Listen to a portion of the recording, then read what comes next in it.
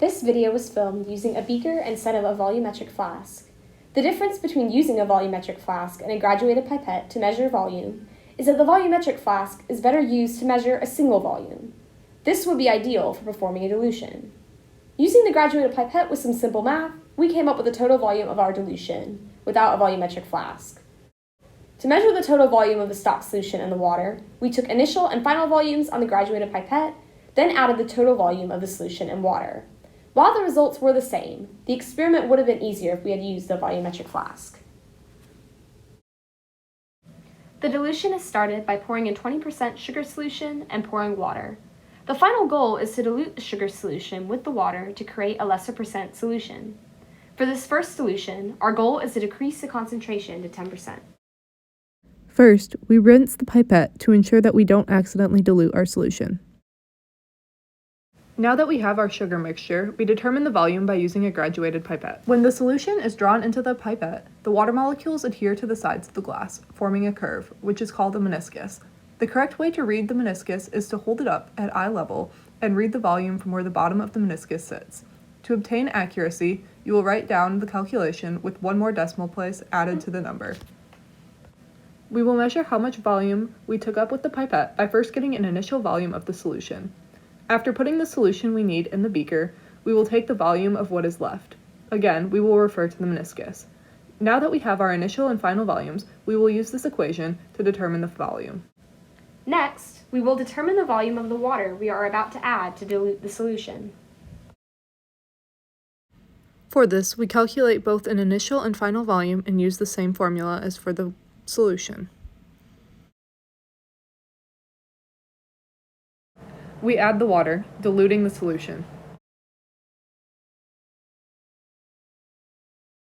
We then record the final volume to be 7.82 milliliters. Now it is time to calculate the final concentration of this solution. We will use this equation. C1 is our initial concentration, which is a 20% sugar stock solution. We multiply that by V1, which is our volume of the solution given by 6.73 milliliters. We want to solve for the concentration of the new diluted solution, which is C2. In order to do that, we will go ahead and divide by V2, our final volume given by 13.56 milliliters. After doing the math, our final concentration is 9.96%. Since we added more water, our concentration decreased relative to the amount of water, resulting in a dilution. These steps are repeated using our newly calculated 10% sugar solution. This differs from our original stock solution, which was a pre-diluted solution with the purpose of making lesser concentrated dilutions.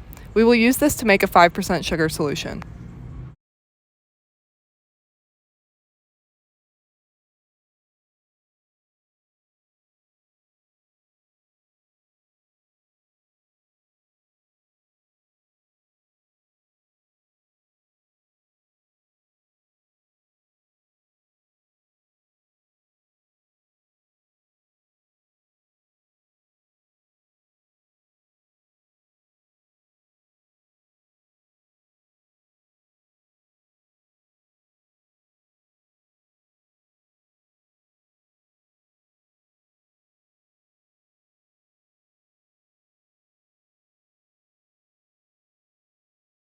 Here are our calculations for our second dilution, showing that we got to a 5.25% concentration. Here, we repeat these steps again with our now 5% sugar solution.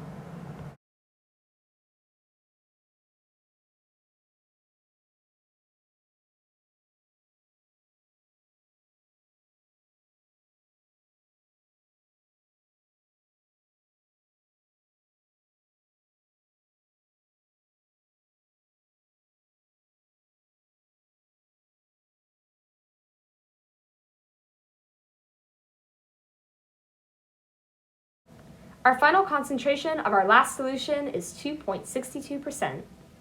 After calculating the density of each dilution, we graph density on the x-axis and concentration on the y-axis, observing a trend that as density increases, the concentration decreases. Our final step was to finish cleaning the lab after completing the experiment.